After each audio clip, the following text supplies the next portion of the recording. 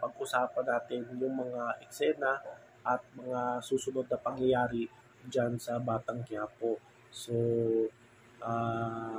napanood nyo yung eksena kung saan muntik na mabaril itong si Mayor Roberto Guerrero.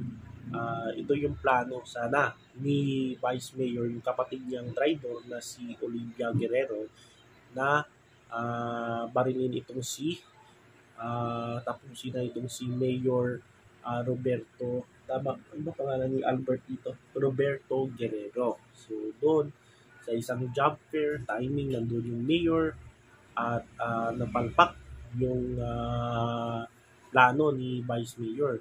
Parang yung itong si Olivia, kino-compare nila doon kay Olga na laging palpak yung plano. So, at mga traidor. So, yun. Doon ay nagpaulan ng bala at nakaligtas naman si Mayor dahil niligtas siya ni Rigor. So, si Rigor ngayon ay nandun sa job fair kung saan naghahanap siya ng trabaho kasi tanggal siya sa pagkapulis. Ayun, balik na naman yung swerte ni Rigor dahil yun, niligtas niya yung mayor. Dahil doon ay mukhang babalik na sa pagkapulis itong si Rigor. Itong mga pulis naman headed by yung pumalit kay Suarez na si Romero. So si Romero nagalit din kay Rigor, ay doon inaresto si Rigor. Akala niya ay sangkot din si Rigor doon sa barilan, doon sa pagtangka sa palpak na attempt na assassination attempt ni Mayor. So doon ay inaresto si Rigor, pero itong si salamat naman nandun si Mayor si Mayor, at doon ay nakalaya itong si Rigor. At bilang pasasalamat, no, yung kanyang bilang pasasalamat sa kanyang pagligtas sa kanya ay balik sa pagkapulis itong si Rigor. So dito parang mayroong dito kasi kapag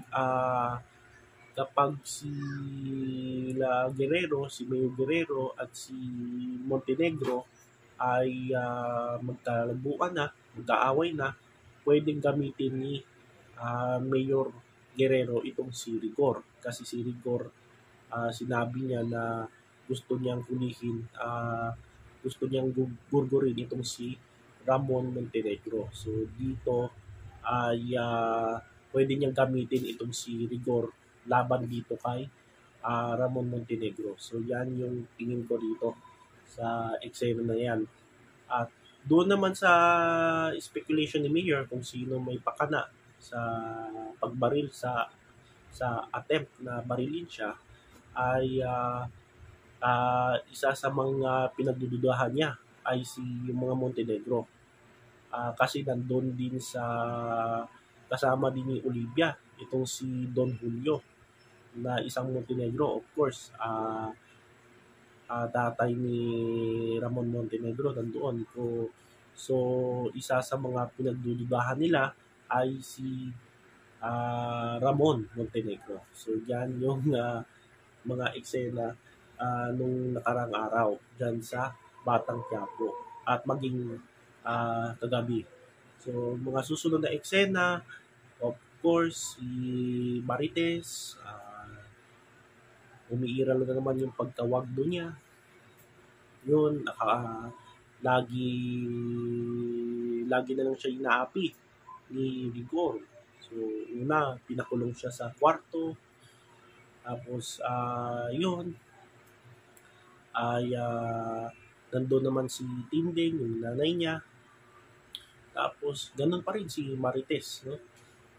So, doon ay wala pa rin kawala si Marites.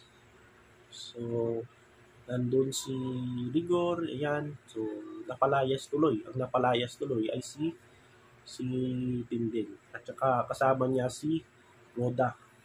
Tapos, susunod na eksena, ito yung mga eksena. Yun, tsaka si Ramon, no? Ay pupunta dyan sa San Dimas, babalik siya doon para kunin si Marites. So, sakto naman si Marites nakatakas. So, makukuha niya kaya itong si Marites, no? Mula sa abusado niyang mister na si Vigor. So, doon nagbakbakan sila. Nakita din niya si David. So, abangan natin yung mangyayari dyan. At yung isa pa, naabangan nyo ay yung pagkikita, unang pagkikita ni Tanggol at ni Fatima. Kasi itong si Tanggol ay babalik dun sa kanyang lugar para tumulong sa mga tao na nangangailangan. So doon ay syempre nandun yung mga grupo, yung pamilya ni Fatima. Kasi nakulong si si Maki. Di ko alam, pinsan yata to na doon ay nahuli. Wala naman siya kasalanan. Isa sa mga pinagbibintangang suspect doon sa pagtangka di umano dyan kay Mayor. So kasi nagdala siya ng ng armas doon sa job fair ni Mayor. So nahuli siya. So pinagdududahan na siya yung isa siya sa mga suspect doon.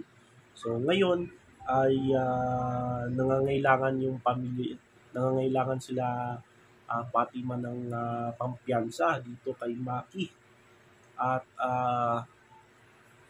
At doon ay pinaplano nila ay doon sa Quiapo. So timing nandun si Tanggol, nagdadala ng sako-sakong pera, milyon-milyong pera. So doon sila mangguguyo dito kay Tanggol. So anong mangyayari dito sa eksena ito? Magkalaban ba magkaaway ba itong si Tanggol at si Fatima? Sa tingin ko hindi sila magkaaway. So una lang yan. So, may yan. Alam naman natin si Tanggol kapag yung isang tao alam mo na ginagawa niya ito para sa pamilya niya. So, siguro tutulungan din ni Tanggol yung si Fatima. So, yan yung aabangan natin dito sa mga aabangan yung eksena. So, another trouble na naman to kay Tanggol. Ang unang pagkikita nila ni Fatima. So, yan yung mga updates, mga theories ko, at reactions, at mga susunod na eksena dyan sa FPJ's Batang Quiapo.